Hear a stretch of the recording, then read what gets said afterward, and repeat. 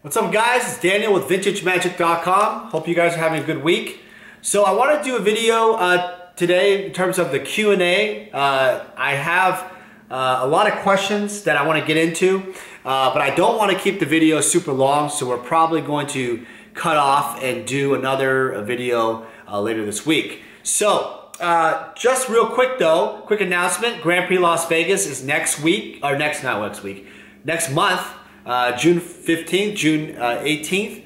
And today I want to announce 3 more pack specials. They will be the last 3 pack specials that we'll have for non-Rudy Patreon or my Patreon supporters. So, first one is the Future Sight Booster Pack, which possibly could contain Termagoyf, Magnus of the Moon, and other Horizon Canopy foil versions also. This is the English version.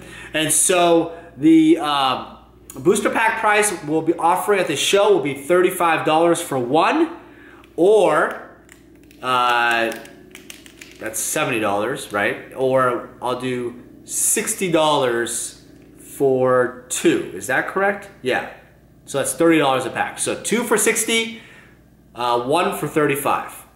Yes, that's the right math. All right. Next one is going to be Mercadia masks. I don't have to go into this one, but this has potentially the awesome Richardian port, which is actually going up in value lately. You know, I think ever since it hasn't been reprinted for a while, but who knows, it might be reprinted in Iconic Masters in November, but the original print is still the most important and valuable. This one has also the foil version possibility and some other crazy cards that you can find. So I decided I'm going to do 1 for 20 on these, or 2 for 30. So 1 for 20 or 2 for 30. And last but not least, well, we got Urza's Saga.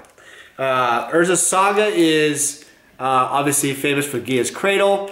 It's a really, this box price is spiked. I mean, I saw one on eBay sell for $2,000. That's incredible. But anyway, go figure. So I will sell 1 pack for $35, and that is 1 pack for $35. Is that correct? Yeah, 1 pack for $35, or 2 for 1 for $35, 2 for well, I can only do like $250 off of that. So what is that? $265, right? You guys are probably laughing because I don't know my math here. So 1 for $35, 2 for $65. Got it? That's basically $250 off for buying 2, but hey, it's a good deal. Retail price, a lot of people are selling for $40. I think $40+ on eBay a pack. So good luck with that. This is a great deal. In person, cash, PayPal gift in person, preferably cash. Bring lots of cash so we don't have to like wait for the internet at the Grand Prix to work. It'd be a lot easier. All right, guys. So it will be on our website. The link below will share the rest of the prices we just announced. So let's get right into the Q&A real quick. I want to spend the next 12 to 13 minutes in regards to questions you guys had. I'm going to pull up some questions. So number 1, Daniel, I've recently rediscovered Magic. As a youth, I played in 94-95 time frame, and I love this game, and it's changed over the years with the cards and the rules. Do you still play Magic, or do you plan to play with your kids when you get older? Thanks for the interesting videos. All right, so yes, I do play Magic all the time. Old school Magic, that is. So old school Magic is 93-94. It is a format that is near and dear to my heart, and a lot of us old fogies in Magic. 37 now, so that's makes me old. But I was introduced to Magic in 94 in high school as a freshman, and I just really got attracted to the artwork.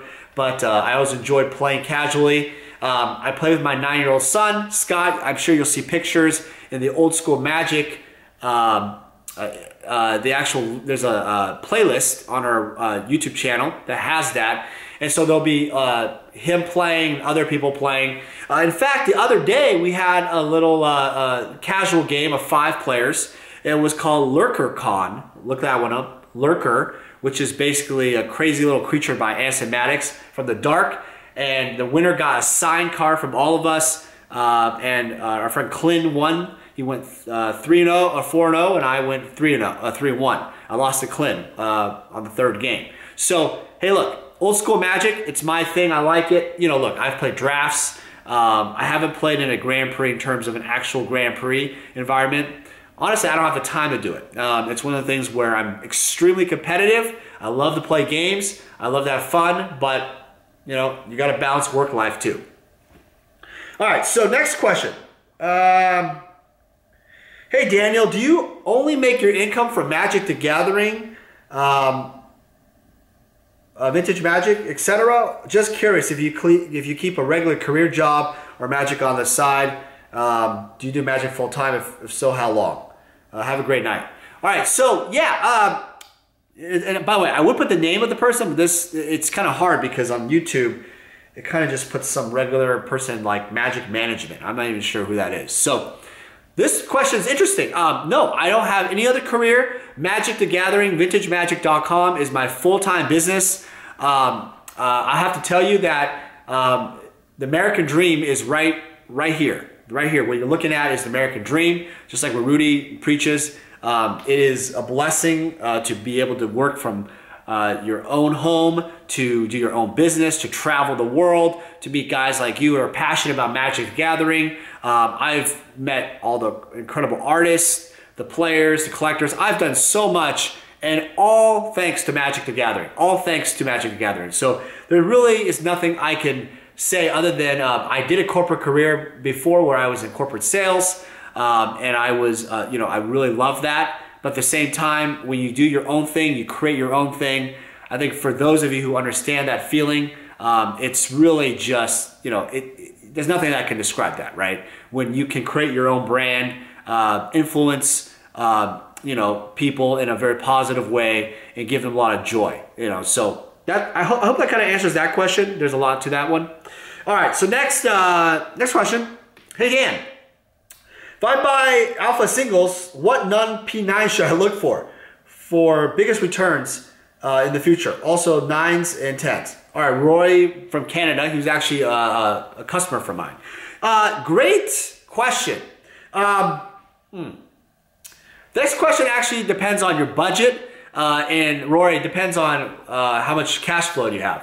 Look, what I'm buying right now is everything. But if you can't buy everything and you want to focus on specific singles, I honestly think alpha, basic lands, and uncommons are extremely undervalued. And the reason why is basic lands, by the way, are kind of I'll kind of put in this perspective.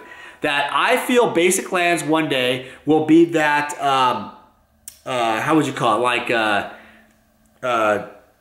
that entry level, you know, for everybody. And every player, you know, and think about it in the future, wants to pimp out their decks. What crazy thing would it be to have basic islands or basic lands, whatever, for your decks, played or unplayed, whatever condition. And you know, look, basic lands right now, alpha islands probably go for about $10 to $20 a pop, depending on what kind of quality you're looking at.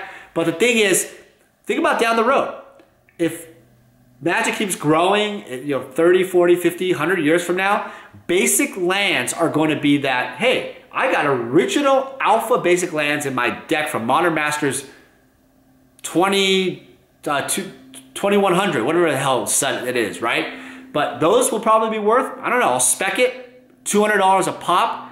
I mean, imagine, 50, 100 years from now, why wouldn't basic lands be $200 a pop?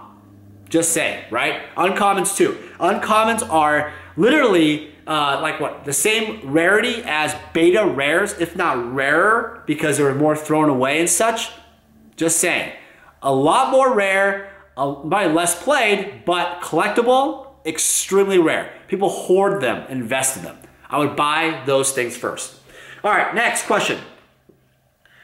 That's not even a question. Some guy just said I'm throwing product around like Rudy. All right, next question is, how do you determine that a seller, for Christopher Moreno, How do you determine that a seller on eBay is legit or selling a fake card or repackaged booster products? Wow, that's a really good question. Kind of a deep question. I'll have to do a video on that. So, first off, in business, there's a saying that if it's too good to be true, it is not true. And the problem with a lot of people who buy online is they believe that everything is true in most cases if it looks good. They have a picture. And if there's a picture, it doesn't mean it's real. It doesn't mean it hasn't been searched. And also, it doesn't mean if you're working with a big company or a person with like 5,000 feedback, it hasn't been searched. You don't know. Here's the problem. The problem with sealed vintage product, and I think that's what you're asking here, or repackaged booster boxes, is that you really don't know.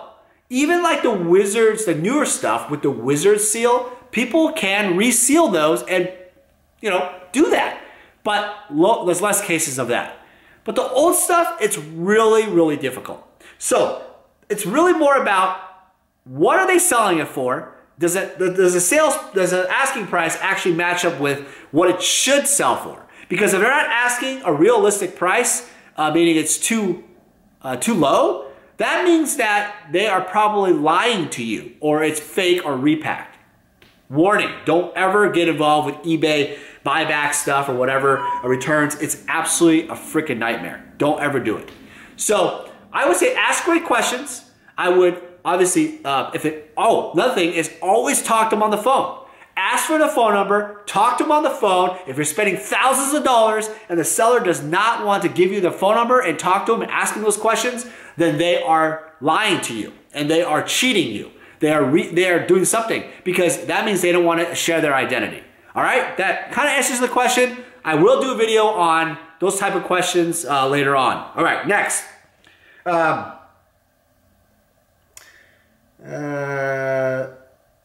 This is funny. This is a comment from Robert Camilli. Daniel, you're pretty much the Gucci and Gabbana both at the mall for Vegas GP. I reckon you should do some like flow of the customers and video content. Yes, I will be doing video content, but Rudy from Alpha Investments will be doing a lot of the content. I think he's gonna be doing, you know, helping us out, but he'll also be doing a lot of video and content. Gucci Gabbana, that's not what it is. It's Dolce Gabbana. Look that one up. There's actually a story behind that. There's actually real people behind that. All right, next. Is Power 9 still a viable investment? Wow, spotlight question. Yes, if you buy Alpha Beta. Unlimited, I think, has a lot of weakness. Also depends on how long you hold it. So to answer that question, if you are a long-term investor, yes, you will make it in the end. But I think that Alpha and Beta, Alpha especially, will have the exponential run that you're gonna be like wishing you would have bought it again. It's just one of those things. It's like saying, hey, I have a reader copy, even like played Alpha Beta. Hey, I have a reader copy of X-Men #1, right? Back in the, I don't know, 40s, 50s, 60s, I forgot when it was made. They're beat up copies like $25,000, $3,000. Or you want like a perfect, you know, a high quality graded version for like a multi-million dollars, right?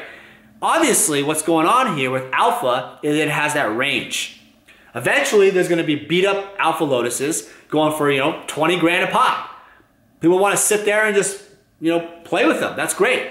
Then there's going to be copies, you know, maybe 50 grand a pop. I don't know. Then there'll be copies maybe at $1 million a pop at the highest grades, right? Would not surprise me one little bit. So that kind of answers that question. But Power 9, yes. Power 9 is the thing. You'll notice I don't sell a lot of Power 9 on my eBay store. I sell them some on my website. But I'll tell you, I buy more Power 9 and trade for more Power 9. That's the #1 thing I like to buy. I love to buy Power 9. It's huge. All right, next question.